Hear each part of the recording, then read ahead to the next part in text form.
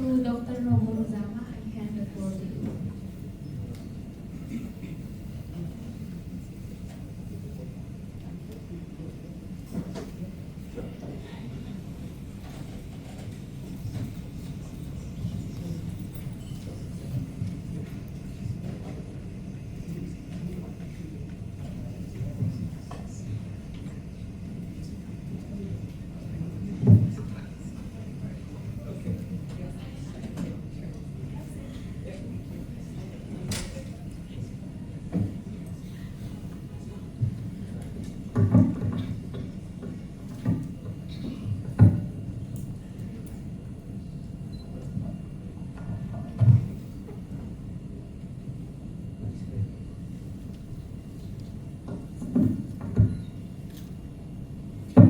Good afternoon, and welcome to this panel on scaling climate tech or clean tech innovation across borders. In this session, we would like to focus on a practical question, which is what can ASEAN realistically adapt from global clean tech initiatives to help its innovators scale beyond national markets?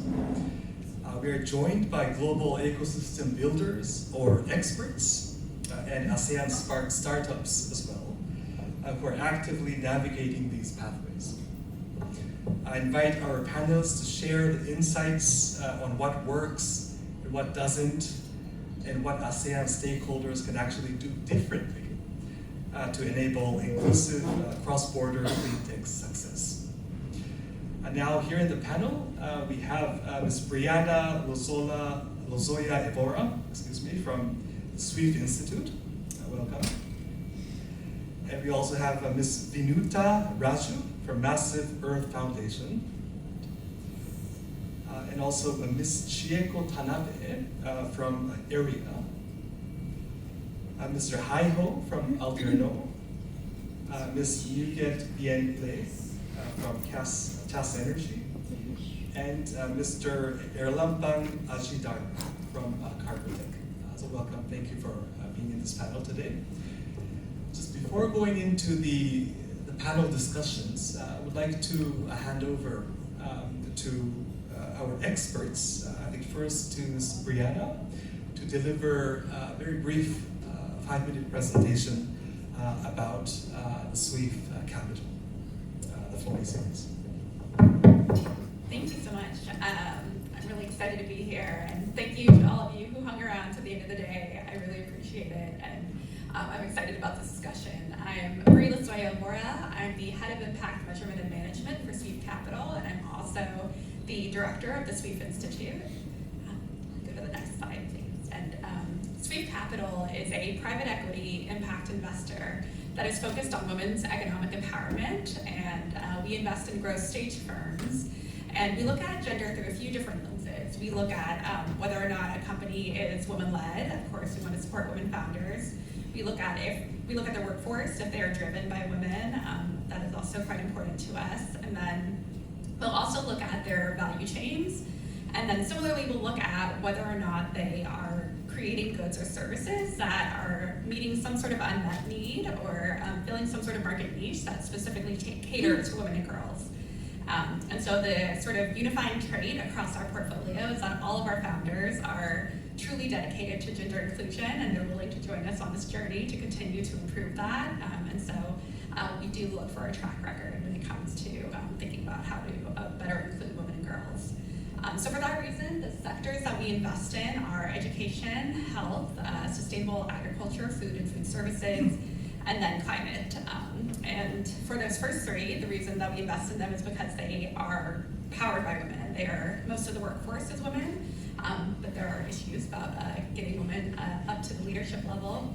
And then for the last one, of course, you can't talk about climate without talking about the impact on women and girls. Women are disproportionately bearing the brunt of climate change, as we've already heard today. And then what we're finding and what the research is showing is that women founders are really at the forefront of driving climate innovation. And so part of the reason we're here today, I think that's been validated by some of the founders that we've had the opportunity to meet, so very exciting. Next slide, please. So core to our DNA as an organization, we've always been really transparent about what's working and what isn't working. We really consider ourselves an ecosystem builder. We created our gender ROI tool, which is completely free and available for anyone to use to measure their progress when it comes to gender inclusion. So we've been doing that for the past few years, and last year we were able to kind of officially solidify this work through the Sweef Institute. So whereas Sweef Capital and our Sweef One Fund basically focus on Southeast Asia, the Institute really draws on global insights based on the research, based on our partners. And so it basically has three areas of intervention that we try to focus on. So the first being research and tools. We produce our own research, we partner with others to create research, and when it comes to tools, I mentioned our gender ROI tool. Again, there are lots of great standards and frameworks and gender tools out there, so the reason that we created the gender ROI is because we needed a way to measure progress for a portfolio. Instead of like a binary yes or no, is it woman founded, is it not, we look at 24 different indicators because we think that men and men founders, going back to our conversation this morning, have a huge role to play when it comes to supporting women and girls and including women and girls. So we have our gender ROI and lots of resources around that, and we hope to continue adding to this sort of resource library. Secondly, we also have capacity development services. That is relatively new for us. I think we've taken our experience as an investor and then last year officially launched a program designed to work with entrepreneurs specifically. We're initially raising our first fund.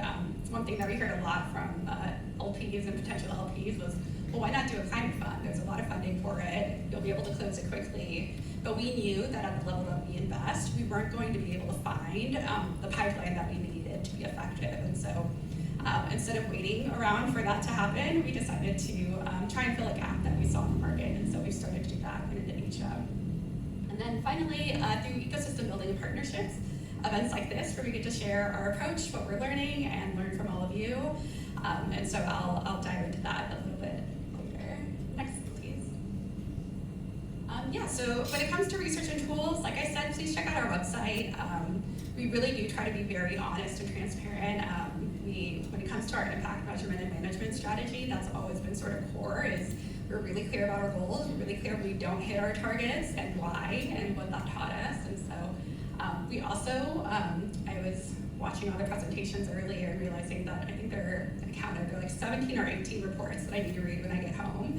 And we want to share all of your work, right? Like these are really valuable sector resources and we want to make sure that people have access to them. So I will do my best to subscribe to all the newsletters, but feel free to send me things and we're happy to read those. Next slide, please. So going back to our capacity development work, I'll go through this quickly.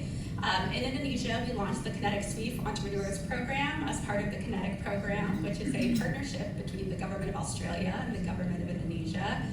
So we've been running this program for about a year and a half. We have over 300 climate entrepreneurs in our network. We use a really tailored approach. So we have a learning management system that's available to any entrepreneur in Indonesia. So if you want that, definitely let us know. And then we have in-person workshops, again, a slightly smaller audience, but really tailored engagement based on what our community is asking for. And then we have our Kinetic Sweef Fellows, which are basically those companies that we see as super high potential. We work with them with targeted technical assistance, we connect them to experts, we provide services ourselves, and our goal is to really get them to scale and to scale quickly so that, you know, eventually they might be in our portfolio or in any of your portfolios. So that is our capacity development work. You can see a little bit of our reach so far. Next slide, please. And then finally, our ecosystem work. So there's an expression that to a person with a hammer, everything looks like a nail. I started my career at the Aspen Network of Development Entrepreneurs, which is all about ecosystem building, and that's where we kind of piloted ecosystem maps. And for me, I felt like it was critical coming into Indonesia before we started doing things and creating programs to understand who all the key stakeholders were, what the gaps were, what sectors people were working on, what stages people were funding, what types of funding are available. So please do check out our ecosystem map. We think it's quite comprehensive. We have over 300 organizations logged there, and if you are working in Indonesia or working with Indonesian entrepreneurs and you are not on there, there's a way to get on there. You can either reach out to me or you can fill out that survey. We want this to be a sort of living tool and a resource for all of us and for our founders.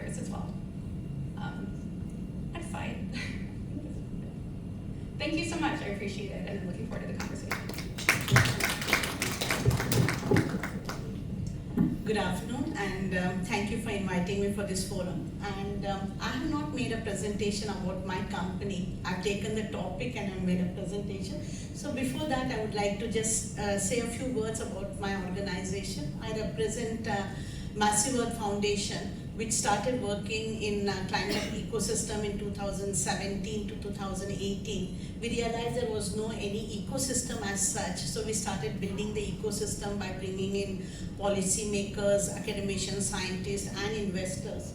And we started building a complete ecosystem for climate tech entrepreneurs. We realized that if climate change has to have any impact, it has to be with capital and with new technologies. If new technologies can be funded and scaled, then the climate change can actually be addressed as such. So that was our basic criteria to start working on it.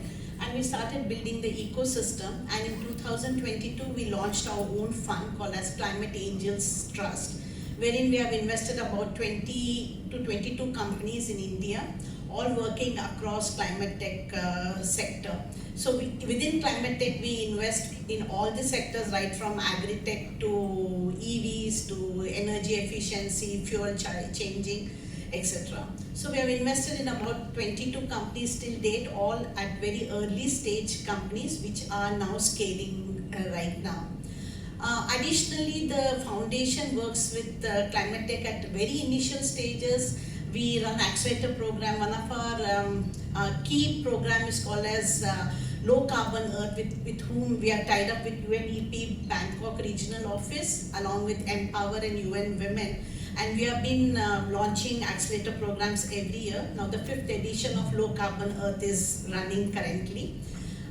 In 2025, we also have launched a program called as Safal, which in Hindi means success. So in Safal program, we have invited women founders, SME at SME level, who are working in climate tech. And we have run an accelerator program, mentoring them and doing capacity building. Now we are setting up a $6 million facility to actually fund these organizations to scale their operations. Yeah, I think this is a brief about my company. Yeah, thank you.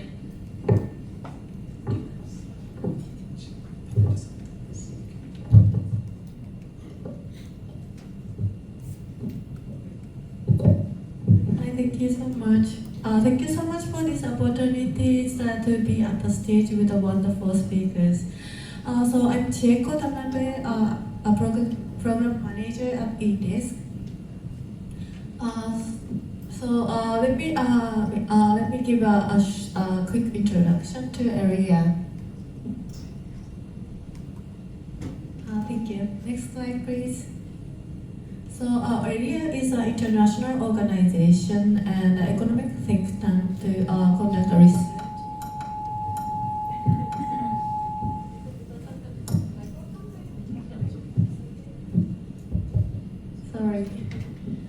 To conduct research and provide policy recommendation to 16 ASEAN countries and also Korea, Australia, India, and Japan.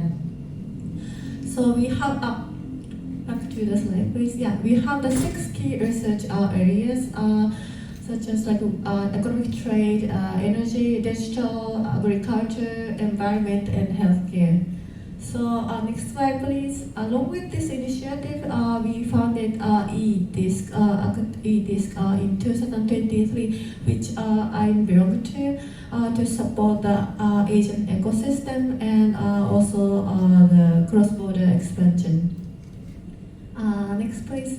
So one of the program we conducted is EDISC Innovate Bridge. We invited 12 Asian startups from ASEAN and also from India to the Sushi Tech, and also we have the side event in Osaka and Tokyo. So as you can see on the slide, we have the Alterno and Qarbotech and the Qarbotech. So like we supported with ACE together. So we yeah, it's really, I hope it's gonna be like great opportunity for the startups to have the connection with Japanese companies and VCs and government and also all the key stakeholders. Next please. So as you can see, like from my presentations, like our focus is agnostic, but like we have the report on the climate tech and also have the event related to the clean tech. We are now planning to have the event in maybe July regarding the plastic waste. So if you have any recommendations regarding the startups, any speakers, it's very, very helpful for us. So please let me know. Yeah, next slide, please. Yeah, thank you so much. And it's really great opportunities, and I'm looking forward to talking with you later. Thank you.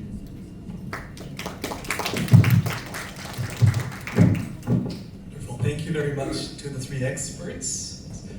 Now, I'd like to jump into the questions, especially for this panel discussion. This is actually to all of the panelists. When we talk about scaling across borders, what is the single missing piece that most often prevents ASEAN clean tech innovations from succeeding internationally? So maybe if you can start with this question. It could be convenient to go from either way. Is there anyone who'd like to start maybe from this side? Is that okay? Yeah, I think that's a really good question. And I think that what we found is money can solve a lot of problems, but it can't solve every problem. And I think when it comes to cross-border collaboration, there's just a lot of know-how, expertise, how to navigate things like tariffs, how to get the right certifications to export, to set up partnerships. And I think that's where the ecosystem and the type of support that's available in the ecosystem becomes very important. So technical assistance, access to the right experts, and finding a way to share that know-how, right? So I think there's definitely a place for like curriculum-based learning for entrepreneurs, but at a certain point, you really do need that like really tailored technical system. So if I have to identify one missing link is the cross-border enabling system. Now many ASEAN companies, startups are very innovative in their technology. What requires is, because ASEAN individually the countries are smaller, offering smaller markets, it's very important that they need to scale across region. So one of the major things is to, across these regions is very difficult in terms of capital, certification, pilots and regulatory pathways. If ASEAN has a common agreements wherein a pilot that is done in one country can be used to scale in another country, or a patent that is filed in one country could be used across ASEAN region, I think the scaling, the time required for scaling and the efforts will be reduced, and that will help these companies to really scale fundamentally across this region. Because climate tech again are very capital intensive, because it takes a long time. The time taken from ideation to pilot to commercial is a long period of time. Unlike software or digital markets, it takes about 6 to 15 years. So the time taken is very long, the capital required is large, and if the market is very small, then it becomes very difficult for any company to scale. So opening markets across ASEAN region for piloting, for patents, for setting up subsidiaries, if that is made easy, I think that will be a game changer for ASEAN startups. Maybe to Mr. Chieko. This is a great question, and I would like to share from the perspective of a founder. So I've been building stuff for about 20 years. I start with software, and then I building hardware a little bit. Coming back to travel state, doing blockchains. After COVID, I go into hardware and energy. So from my experience, when you build a software company, it's a lot easier to scale global. It's simply because sometimes it's easy for a friend. You connect on Twitter, happen to be a really good local person with a lot of networks. So we have story in Silicon Valley where in the early days of site like Quora, they have a problem. They just say that, oh, we have a problem with our system, and then you have the CTO from Twitter jumping into help, and then you have another CTO from Facebook jumping into help, all because they are friends with each other online. And when we're looking at this, what we do in the last 3 years for Alterno is the friends, the local friend that we have is actually the one that helping us go to across the world. When we go to Japan, obviously, yes, it's a great to have like ERIA program, but the difference with ERIA and ACE program is we go to Japan, we already have people that help us to set up the meeting. We're not just like one booth in the room where we wait for a random Japanese client to come over. No, we have like a trusted person say, this company is good, please talk. That makes a big difference. Also at the same time, we have investors who are Japanese. So actually they just like knocking door to door and make introduction for us. We recently scaled to Europe, India, Latin America, North America, Mexico, Australia, Thailand, all in 1 day. Why? Because we have a great partnership with a friends who are seniors, vice president of Coca-Cola, Pepsi, and now they want to have companies like us grow globally. So connection, local people is, I think, is a key, crucial to scale. And obviously, on the challenging that we sharing, as long as you have the right person in the local system. For example, if you have any problem with Vietnam, talk to me. I can handle that. Thank you.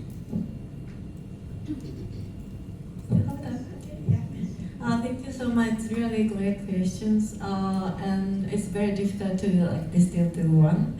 But like, what I think is like the lack of the seamless regional pathway to scale. And I believe the difficulty is not only from the difference of the rules and regulations, but also from the market needs resulting from the difference in the environment awareness across the countries. For example, in the research conducted by ERIA's environmental teams on the appropriate price of the plastic bags for consumers, the results appear to vary significantly across ASEAN countries. So it's really difficult to see the market needs from the ASEAN countries because it's different. So to know the difference is very, very important to expand the business to other countries. I believe. Yeah, thank you. And for me, I quite similar with the Alterno because one thing that's interesting is we really need a person in charge in the specific location. But like in Qarbotech, it's really good for me because like Qarbotech found me for expansion in Indonesia because I can understand about the farmer culture, like the language, because most of the farmer cannot explain anything in the English or anything. So specific industry like the agriculture is really need like the manpower that understand about the technology, about the cultural aspect in some region that can work together like that. So like in the Japan last time is we quite difficult to communicate at the time because we met with some company that perfectly speak Japan and we cannot understand at all, and they also cannot understand at all. But if we have like the representative there that can understand about the language, the cultural thing, that the barrier will not become a barrier anymore. I think. Thanks. Thank you for your question. So in my side, I think in the past we have many support to reaching for many investors. But what next? We usually have some challenge in do some next process with investors. So I think it's important to simplify and standardize for the process to startup can get the investment from the global or the country investor or finance. Great, thank you very much for sharing all of your living experiences. I think it's very, very useful. Now, to the experts, I would like to ask you how you think about, especially based on your experience, supporting the clean tech startups globally. Which ecosystem elements most strongly determine successful cross-border scaling? So this is kind of an opposite way of asking the first question. It's kind of the other side of the coin, but if you could please elaborate on that, please. Great. I mean, I would say, I think what we see not work is like there's this tendency to like look at Silicon Valley as like the only model for how we do this, and I think maybe getting out of that mindset. I think tariffs have been disastrous for a lot of reasons, but the one benefit is that it has forced us to look at our neighbors and look regionally and think about how we can better collaborate. So I do think we're probably going to have to create our own system, right, and look to what Europe and others have done, but recognize that there are strategic advantages here. And so I think a lot of that has to do with, like I said, I think ecosystem maps are enormously helpful in just understanding who is doing what resources are available. I have the privilege and the good fortune of being able to come to events like this to be able to actively think about how to build ecosystems, but you can imagine founders who are cash-strapped and time-strapped don't have those resources available to them, so making it easy for them to know what's available they can be collaborating with, I think is really core to all of this. I would like to compare ASEAN region to the European Union because the market condition seems to be similar, smaller markets, highly innovative startup companies. So in European markets, some of the two things I would like to highlight which has really helped the startup community there. One is the capital mobility. So the grants, the donations, the commercial capital, all of them seamlessly move within the European Union. So a company who has started in German can raise fund from a French fund. Similarly, grants also move across the European Union range. But I think donations and philanthropy is not as flexible as grant and commercial capital.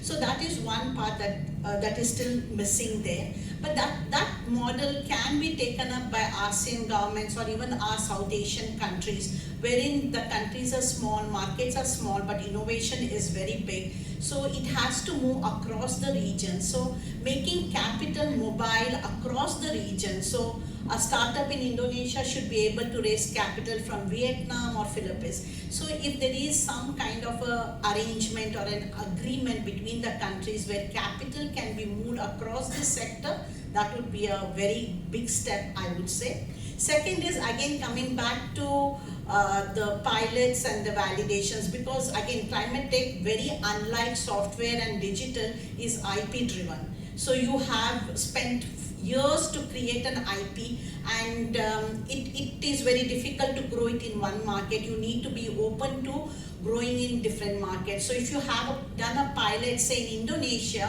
the same pilot should be acceptable in Vietnam. So then the time taken to grow from one market to another would be shortened very quickly. So there should be a framework where pilots, validations, certifications can become common across region. Europe has implemented two particular things that is called as CE, that is certification unit, where you have one certification and it is applicable in 30 countries and 500 million customers. Similarly, they have started with something called as unit patent office, wherein you have patent in one country and that patent is applicable in 18 countries. So reducing your cost from 30,000 euros to 5,000 euros. So that will really kickstart a startup. Startup doesn't have to apply for patents in every country. So I think these two would be a game changer for startups.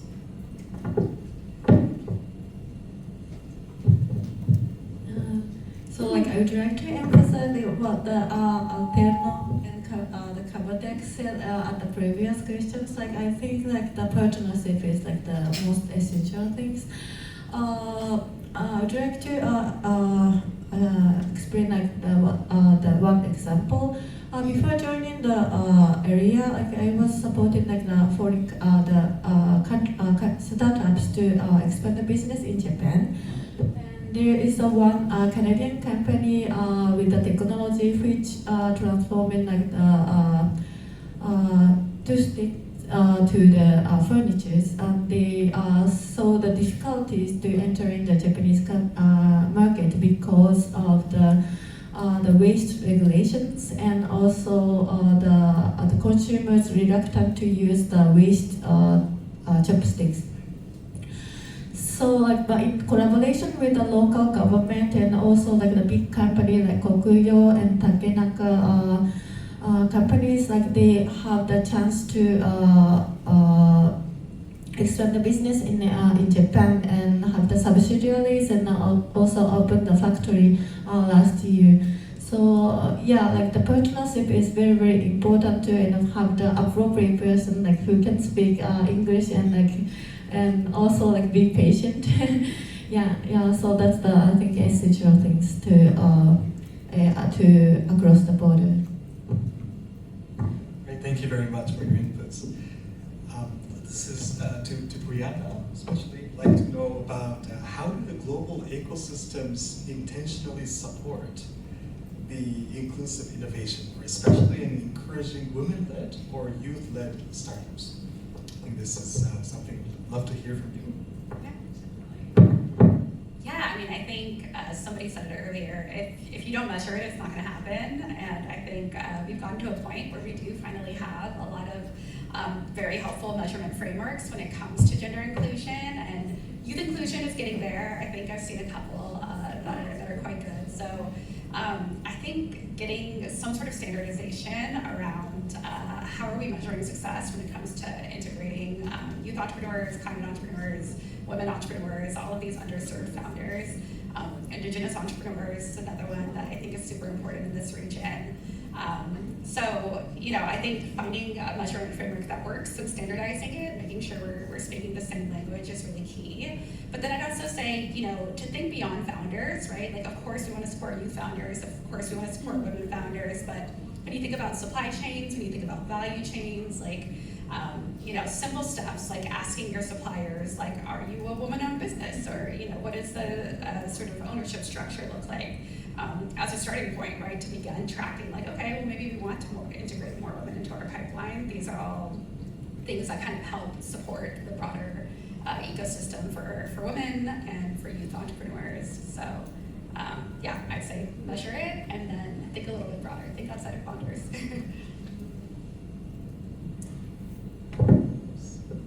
Thank you. To the other two experts, to Vinutha and Tanabe. So what institutional support could ASEAN provide to accelerate market entry pathways? What are your thoughts on that? I think this is what I answered in the previous thing, that creating pathways for growth across region. Two things that we definitely require is a capital, because again, as I said, that climate tech companies take longer period of time. In the TRL 1 to 6 time, you get grants to, from the ideation to the lab level of, certifying the product. But from lab to commercialization, there's a big step where you need to do a pilot.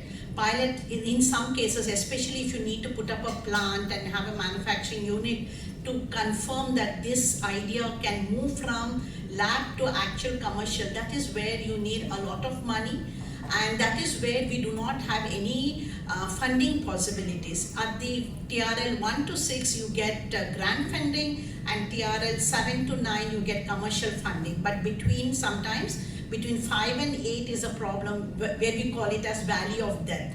Most of the companies, at least 70% of the climate tech companies kind of go out of business in this TRL 5 to 8, and that's why it's called as valley of death. So we need to bring in capital to support the companies where the ideation to commercial lab is done. But from lab to commercialization, there is a segment where you need to do validations at commercial level, whether you can scale the ideation from 10 units to 100,000 units in a month or in a day. So capital required for that is missing link, is a missing link. Grants can't do it, commercial capital can't do it. So we need to find a impact capital or foundations or philanthropy to invest in at this time, TRL 5 to 8. So this is one thing that I think is very important and missing link right now in the climate tech. The second is, of course, the time and the cost taken to get the patents and the pilots to be done. So if we can help the companies or startups to file patents across the region at a cost-effective and a quick space, then the startups will be able to scale in these markets faster and sooner. Innovation is not a problem at all. There is a lot of innovation. Scaling across region is the crucial step that is missing for any companies to scale their technologies and to implement it across regions. Thank you. I agree with your ideas about like the certificate system for across the regions. But like now, like it's very I think it's very difficult to have the certificate like the across certificate system across the regions. But I think that we can use like the new maybe startups or the company systems. Let me show the example. Like we invited Alterno, this is like Malaysian startups, which provide the platform to support the companies to expand the business in ASEAN, especially for the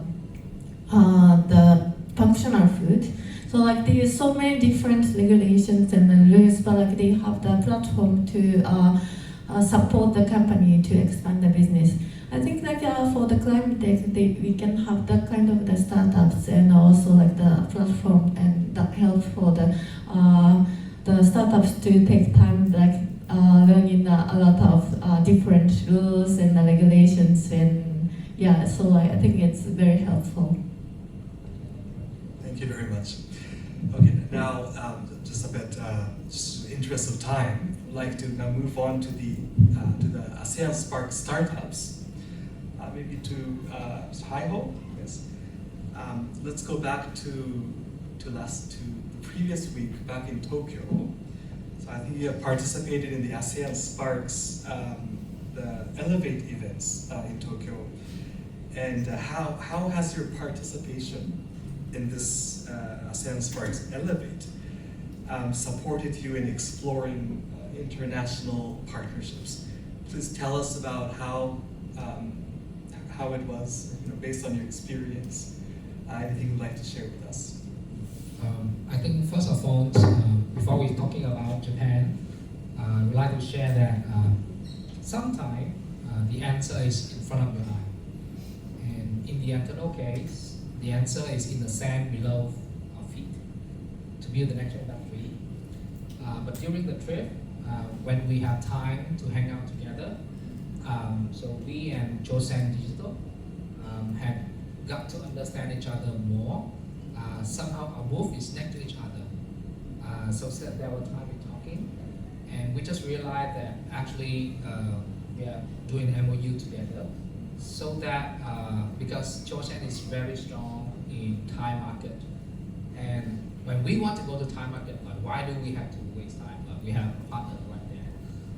And at the same time, we have the hardware that can help to strengthen the business of Joseon in Thailand. But without the Elevate program, without that 1 week in Japan, maybe we not come to that conclusion.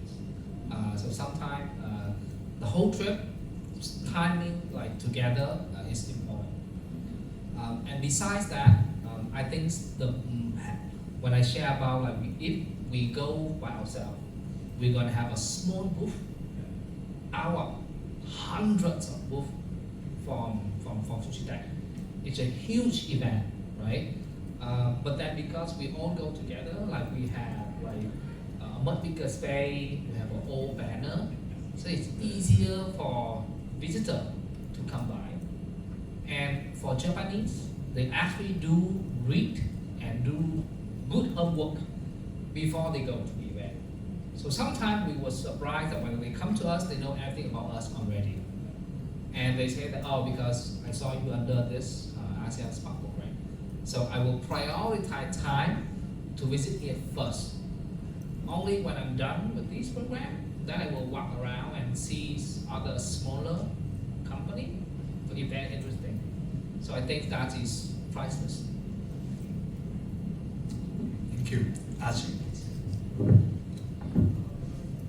Yeah, basically, at first we don't have any much expectation because sometimes doing the exhibition or something like that, probably we can get some lead, but probably we'll be missing in the way we starting the conversation.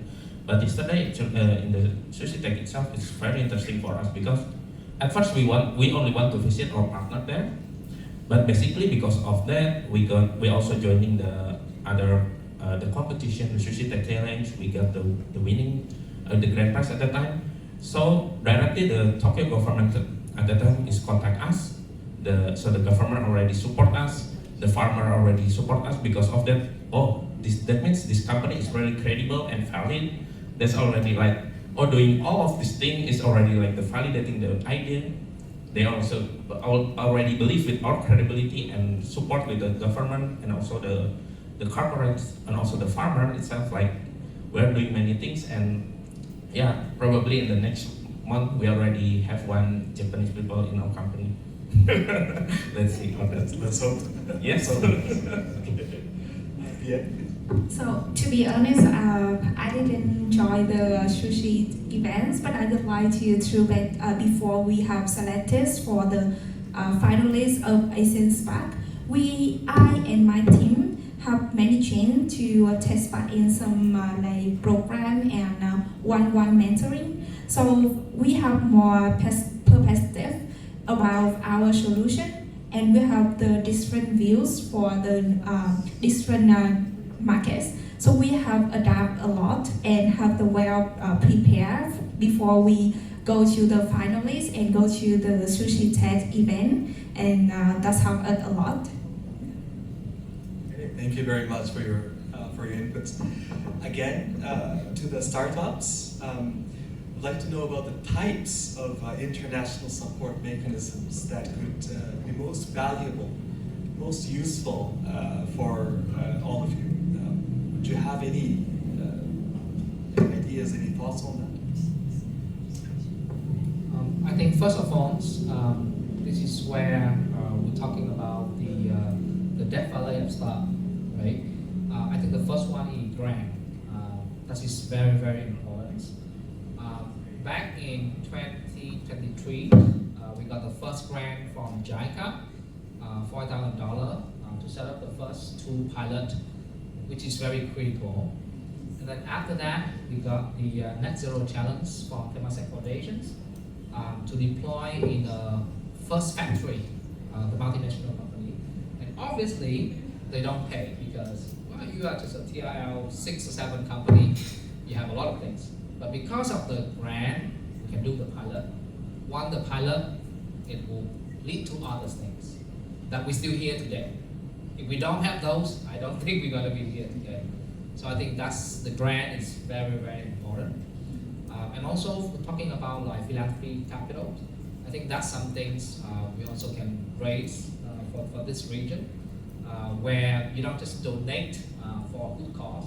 Maybe 99% you donate for a good cause, 1% you invest in a climate companies, so that we can get something to get going on. And secondly, I think the kind of market entry program, like the one that we have done from both from ERIA and from ACE, is very, very important. Without the market entry program, it's hard for a founder who is very busy, putting files in daily operation, to think about, what can I do in Indonesia? Well, what can you do in Indonesia? You can come to this program, and you got sponsored, supported by ACE already, so that you can go there and have some space to think about, we have a chance, who we're going to talk to, what can we do here? Other than, with the money from this tick etiquette, what else we can fix with our system? It's already answered all of the part.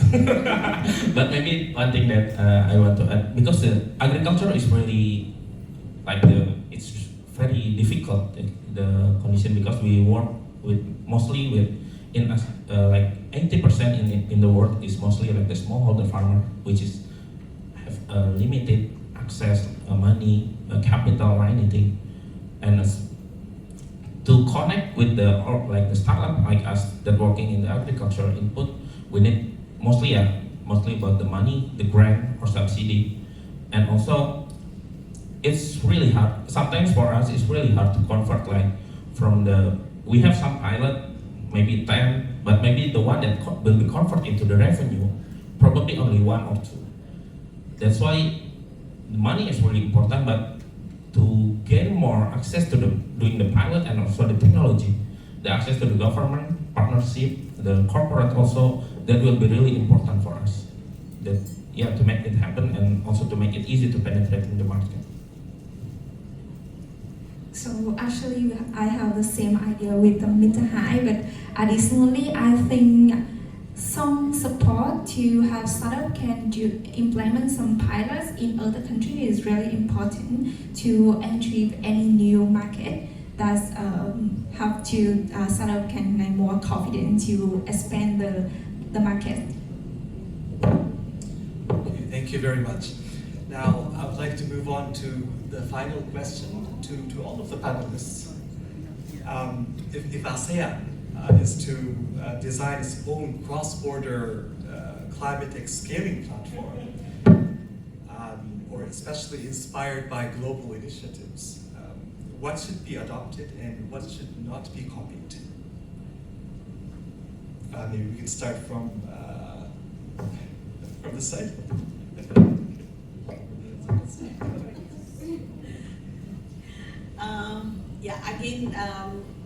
I think we covered capital and we covered the patents and IP-driven thing. The one more which is very common for most of the climate tech companies and where some of the startup founders have been mentioning is climate tech is again a B2B and a B2G kind of a business where cracking the markets is very difficult, as he very clearly said. Many a times you do a pilot without any cost, which is very unfortunate for the founders because they have already spent years in developing the product, and if they have to do a pilot free of cost, it takes that much longer to do.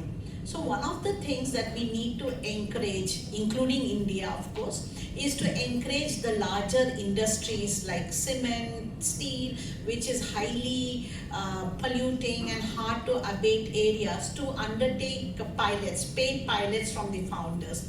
I think this is a challenge which all of us are facing.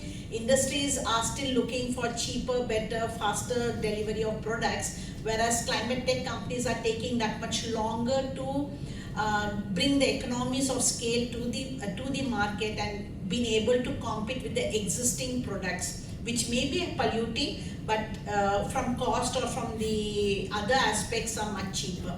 So I think one of the major things which all of us should be able to do is encourage B2B industries as well as the government industry. Like one of the companies that I was mentoring here had a very good product which can go at the grid level, but the governments were taking ages to actually implement this particular product at grid level because they didn't want it to touch the grid. So if the governments as well as large organizations encourage the startups with their technology to scale at their level, I think climate change can be solved within the next 1 decade is what I would say. So a couple of thoughts. One that I haven't heard mentioned nearly as much as I thought it would be mentioned today is AI. And I would put it in the category of maybe like, let's not copy what's happened in the US and Europe where 90% of funding is going to AI companies. I think it's a valuable tool. I think it absolutely has a role, but I think we can think more broadly when it comes to innovation.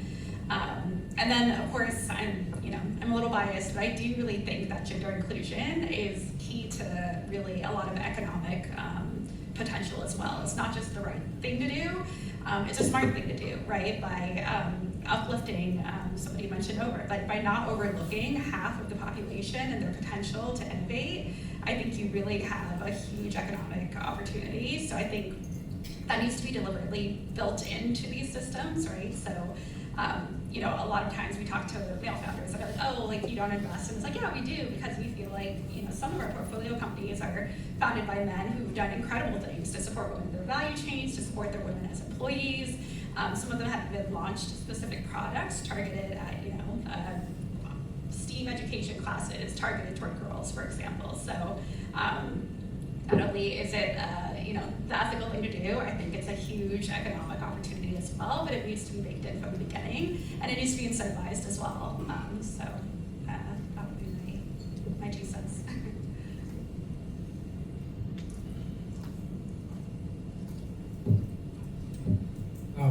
For me, I think first of all, we are coming from startup, so we don't have a perspective of big organizations.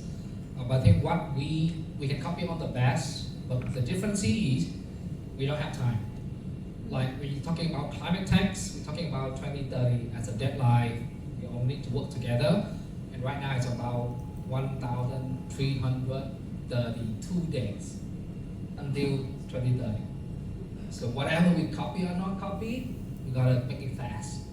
So if possible, somebody from government side is hearing this, we can do a sandbox.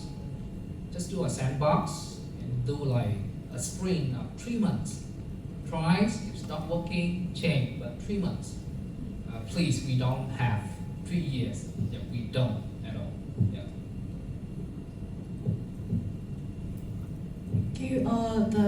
The crucial things is like we need to distinguish the support for the seed and the early stage startups, and also like the support for the mature startups. Because like for the climate startups, the early stage startup needs like time and also like the big capital to develop their business and technologies. But like also like for the mature startups needs like the different things. So if like we focus on only like the creating a new startup, it's very like difficult to have the startup who scale up across the boundaries. So I think we have like the 2 or 3 different like the pillars to support the startups. For me, the culture also, of course, different in ASEAN. Like every country in ASEAN have different culture, basically for the practice or anything. But basically, it's still similar compared to the other market. Like in the US or Korea, always all of them is working in AI. But in here, we are focusing on the clean tech. And one thing that for me that important is also the time. Yeah, I really agree. And to fastening that one, I think it's collaboration. With collaborating is always improving, like make the time is more efficient for us to implementing the technology. And maybe the one that doesn't need to mention is sometimes I joined some of the agenda in Indonesia. Mostly of them is focusing on the pitch. Like every day is pitching. But in my opinion, sometimes that kind of is always not working, because the pitch also only know about you, maybe in 2 or 3 minutes. We need more detail activity framework. That collaborating together is more important for us. Yeah, so to me, we have choice a lot of program in Vietnam. So I think Osmo of them is mainly focused on the software startup. Also, even the investor, they only talk to the software startup. So not too much opportunity for the hardware startup. So I think if there are more opportunities for the hardware startup like me or with the high startup, will be better. Yeah. Okay, thank you. I think we have used up all of our time. But is there any questions, especially from the floor, to our important panelists? If not, would there be anything, maybe any exchanges, burning exchanges from, on the stage, especially maybe from the startups? All good. Yes. Okay. I think just a quick thing, because I didn't say it earlier, programs like the ASEAN program are, the research points to the fact that they are absolutely credible. They outperform a lot of other programs because of this like handheld sort of inter-country component. And so, in addition to everything the entrepreneurs say, I do think it is actually really critical. So I would just amend my answer. Right. Thank you very much for your final words. Okay. So now I hope the insights shared today was, will inform the concrete follow-ups to strengthen the regional and global collaborations to help ASEAN's climate tech innovation scale from local impact to regional and global relevance. I'd like to close this panel here, and please join me in giving a big applause to all of the panelists today. Thank you.